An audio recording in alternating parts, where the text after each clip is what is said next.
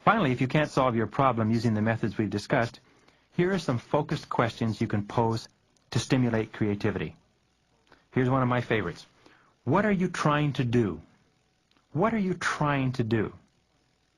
And number two, how are you trying to do it? How are you going about accomplishing what you're trying to do? Remember, if you're pursuing a particular course of action, you have nothing but problems along that course of action, it may indicate that the course of action or the plan is incorrect. Question 3, what are your basic assumptions? What are you assuming? What are your assumptions, both your conscious and your unconscious assumptions? Number 4, could they be wrong?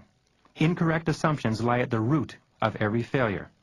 Whenever you find yourself experiencing frustration in achieving a particular goal, almost invariably you have made incorrect assumptions, and you have to go back into the past, back into the history of the situation and say, what assumptions have we made here?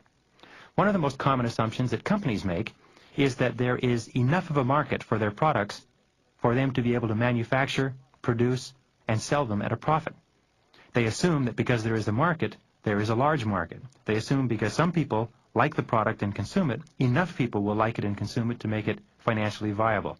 Sometimes in questioning that assumption, they realize that a large company or any company cannot afford to produce a product for which there's a limited market. Question 5, what if you did exactly the opposite of what you are doing right now?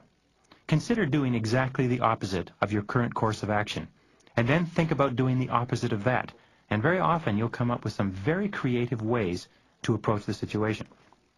Use what we call zero-based thinking during your problem-solving exercises. Be willing to draw a line under everything you're doing today and imagine starting over with a clear slate, knowing what you now know.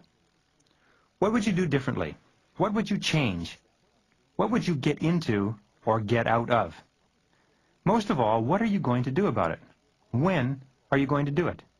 Your whole life lies ahead of you.